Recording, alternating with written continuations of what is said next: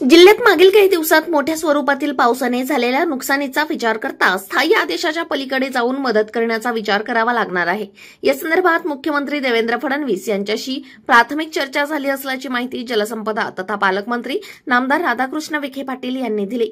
राहाता तालुक्यातील बाबळेश्वर, राजुरी, ममदापूर, तिसगाववाडी, अस्तगावच्या काही भागांमध्ये चक्रीवादळ सदृश्य पावसाने या भागातील डाळिंब, आंबा, ऊस आणि साठवलेल्या कांद्याचे तसेच घरे, गोठा यावर झाडे पडून मोठे नुकसान झाले।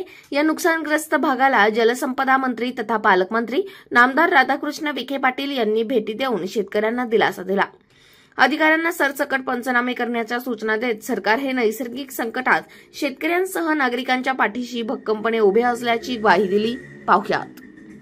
वादळी वाऱ्याने आणि पावसाने नगर जिल्ह्यात अनेक ठिकाणी नुकसान झाले। नेमकं आता काय परिस्थिती आणि काय आदेश देण्यात आलेले? काही दिवसापूर्वी नगर तालुक्यामध्ये तर प्रचंड असा प्रलय आला होता आणि म्हणजे सीना नदीमध्ये धरणामध्ये एक दिवसात 1 TMC पाणी येणं मला वाटतं मागच्या 100 वर्षातला पहिला मला वाटतं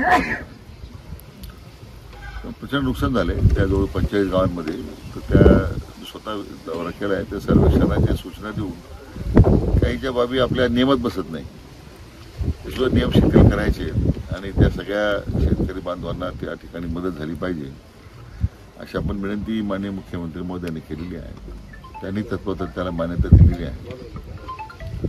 आज सुद्धा गेले परवा दिवशी या भागात सुद्धा राजुरी, बाबळेश्वर, तिसगाव काही भागांमध्ये चक्रीवादळ सदृश स्थिती होती एकदम। म्हणजे मला वाटतं जो वाऱ्याचा जो प्रचंड वेग आहे या ठिकाणी काही बागा कोलमडून पडल्या आहेत, काही ठिकाणी त्याचे सपोर्ट होते, लोखंडी सपोर्ट सुद्धा वाकून गेले, मोठ्या प्रमाणात विजेचे जे खांब आहेत ते वाकले गेले आणि तीव्रता प्रचंड होती। मला वाटतं हा अनुभव फार पूर्वी कधी लोकांना नव्हता।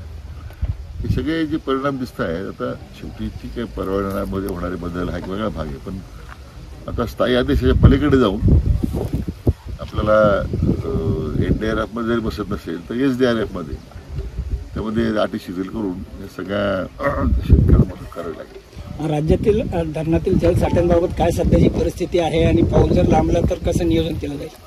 नाही, आता धरणात सध्या जलसाठ्याची परिस्थिती एवढी काही फार चिंताजनक नाही। आता काल पुण्याचे जेवढे धरणसाठे आहेत त्यामध्ये गेल्या वर्षापेक्षा ह्या वर्षी 4% वाढ आहे। सगळ्या धरणामध्ये थोड्याफार प्रमाणामध्ये, कारण जायकवाडी सुद्धा गेले 10 वर्ष पाहणी दरम्यान त्यांनी डाळिंब उत्पादकांशीही संवाद साधला। अनेक भागांमध्ये डाळिंब उत्पादकांनी नवनवीन तंत्रज्ञान वापरले आहे आणि नवीन तंत्रज्ञानाच्या वापरामुळे शेतकऱ्यांना उत्पादनही मोठ्या प्रमाणात मिळत आहे। राहुल कसाब यांची फळबाग पूर्णपणे भुईसपाट झाली आहे। या बागेची पुन्हा बांधणी करण्यासाठी काय उपाययोजना करता येईल याविषयी डाळिंब रत्न डॉक्टर BT गोरे यांच्याशी या संदर्भात चर्चा करून शेतकऱ्यांना मार्गदर्शन करण्याच्या सूचना त्यांनी दिल्या। आंबा, कांदा उत्पादकांना देखील या वादळी पावसाचा मोठा फटका बसलाय। चाळीत असलेला कांदा आणि त्यावर पडलेल्या झाडांमुळे कांदा पूर्णपणे भिजलेल्या कांद्याचे पंचनामे अधिकाऱ्यांनी करून अहवाल त्वरित पाठवण्याच्या सूचना त्यांनी केल्या आहेत।